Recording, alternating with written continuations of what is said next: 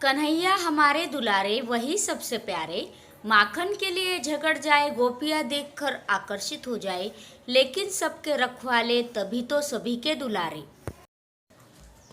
जन्माष्टमी का त्योहार हमारे देश के एक छोर से दूसरे छोर तक बड़े उल्लास और आनंद के साथ मनाया जाता है। यह त्योहार होली, दिवाली, दशहरा आदि की तरह विशुद्ध रूप से धार्मिक त्योहार है। यह पवित्रता, स्वच्छता और विषमता का प्रतीक है। इस त्योहार से श्रद्धा और विश्वास के साथ साथ विभागों का उदय होता है। यह त्योहार मुख्य रूप से आत्मविश्वास व आत्मचेतना का प्रेरक और संवाहक है। जन्माष्टमी का त्योहार भाद्रपद के कृष्ण पक्ष के अष्टमी की रात्रि को मनाया जाता है। त्योहार का आयोजन इसके प्रमुख तिथि से कई रोज पूर्व आरंभ हो जाता है। कृष्ण जी के बाल स्वरूप की आराधना उपासना के अंतर्गत उनके स्वरूप का चिंतन और मनन किया जाता है। बाल श्री कृष्ण की विभिन्न बाल लीलाओं को आधार बनाकर नाटक, परिसंवाद आयोजित किए जाते हैं। इनसे अधिक रोचक और आकर्षक प्रदर्शन और झांकियां हुआ करती है। ये बात तो आप सभी जानते हैं कि कृष्ण जी बाल्यावस्था से ही बहुत नटखट थे। उनकी लीलाएं इतनी प्यारी थी कि चाहे गोपियों को सताना, माखन चुराना हो, हर लीलाओं में उन्हें कई नाम प्रदान किए गए थे। भगवान श्री कृष्ण जी ने श्री भागवत गीता का उपदेश प्रदान किया है। हमें उन उपदेशों को अपने जीवन में उतारना चाहिए और अपने जीवन में सुख और खुशियाँ प्राप्त करनी चाहिए। जन्माष्टमी मनाने के विषय में एक पौराणिक कथा है। श्रीमद् भागवत पुराण के अनुसार द्वापर युग में कंस नामक मथुरा का राजा बड़ा ही अत्याचारी और नृशंस था। वह जब अपनी बहन देवकी को विवाह के बाद उसके ससुराल पहुंचाने के लिए रथ पर ले जा रहा था, तब उस समय यह आकाशवाणी हुई कि जिस बहन को तुम इतने लाड़ प्यार के साथ विदा कर रहे हो, उसी की 8वीं संतान तुम्हारे मृत्यु का कारण होगी। कंस इस आकाशवाणी को सुनकर बड़ा घबरा गया। उसने हड़बड़ा कर अपनी बहन देवकी को जान से मारने के लिए तलवार खींच ली।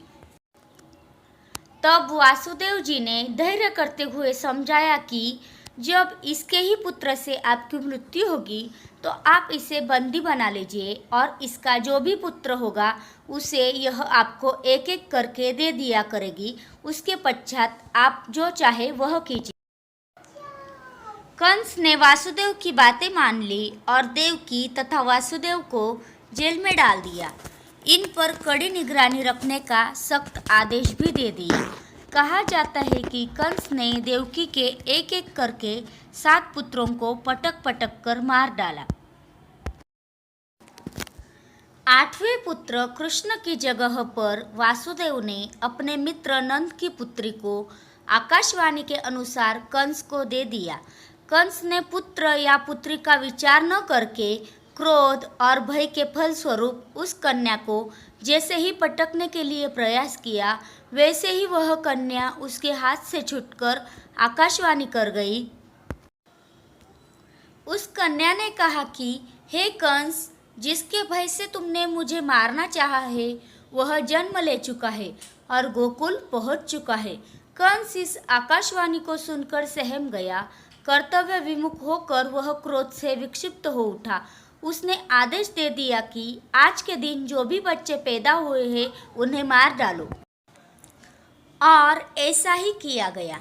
उसने गोकुल में भी अपने प्रतिनिधियों और पूतना जैसी राक्षसी को भेजकर कृष्ण को मार डालने की कोई कसर नहीं छोड़ी। लेकिन कृष्ण तो परब्रह्म परमेश्वर के अवतार थे, इसलिए उनका कुछ भी बाल बाका ना हो सका। इसके विपरीत न केवल कंस के प्रतिनिधि मारे गए, अपितु कंस की ही जीवन लीला समाप्त हो गई। भगवान श्री कृष्ण की इस परम लीला की झांकी और प्रदर्शनी जन्माष्टमी के दिन प्रातः में प्रत्येक श्रद्धालुओं द्वारा जन्माष्टमी के पावन समय पर प्रस्तुत की जाती है। भगवान श्री कृष्ण के इस चरित्र और जीवन झांकी की रूपरेखा के द्वारा हमें उनके स्वरूप के विभिन्न दर्शन और ज्ञान प्राप्त होता है। इसमें मुख्य रूप से श्री कृष्ण का योगी, गृहस्थ, कूटनीतिज्ञ, कलाकार, तपस्वी, महान पुरुषार्थी, दार्शनिक, प्रशासक, मनस्वी आदि स्वरूप है। इनके साथ ही साथ श्री कृष्ण के लोकरंजक, लोक संस्थापक और लोक प्रतिनिधित्व स्वरूप का भी हमें ज्ञान और दर्शन जन्माष्टमी के त्योहार से सहज ही प्राप्त हो जाता है। बाल्यावस्था से ही श्री कृष्ण जी बहुत ही नटखट और शरारती थे। गोपियों को सताना, उनकी मटकी फोड़ देना, ग्वालों के साथ गायों को चराना और मक्खन खाना भगवान कृष्ण का सबसे पसंदीदा काम था। जब श्री कृष्ण जी घर में मक्खन चुराते थे तो कृष्ण जी दूसरों के घर से भी मक्खन चुरा कर खाते थे। जब कृष्ण जी की शिकायत की जाती थी तो बड़े भोलेपन से अपनी माँ यशोदा जी से कहते थे, मैया मेरी मैं नहीं माखन खायो। इसलिए माता यशोदा और सभी अपने अपने मक्खन की मटकी को ऊंचे स्थान पर लटका देते थे। श्री कृष्ण और उनकी टोलियां एक के ऊपर एक चढ़कर मक्खन को चुराकर खा लेते थे। आज भी दही हांडी के दौरान कई युवा एक साथ दल बनाकर इसमें हिस्सा लेते हैं। इस उत्सव के दौरान एक ऊंचाई पर दही से भरी हांडी लगा दी जाती है, जिसे विभिन्न युवाओं के दल तोड़ने का प्रयास करते हैं। यह एक खेल के रूप में होता है, जिसके लिए इनाम भी दिया जाता है। दही हांडी आमतौर पर अगस्त माह में ही पड़ती है, जिसे हम सभी बड़े उल्लास और खुशियों के साथ मनाते हैं। इस त्योहार को मनाने में बच्चों का और युवाओं का उत्साह देखते ही बनता है। हर जगह चहल पहल और रौनक दिखाई देती है। अतएव हमें जन्माष्टमी के इस पावन त्योहार को पवित्रता के साथ मनाना चाहिए।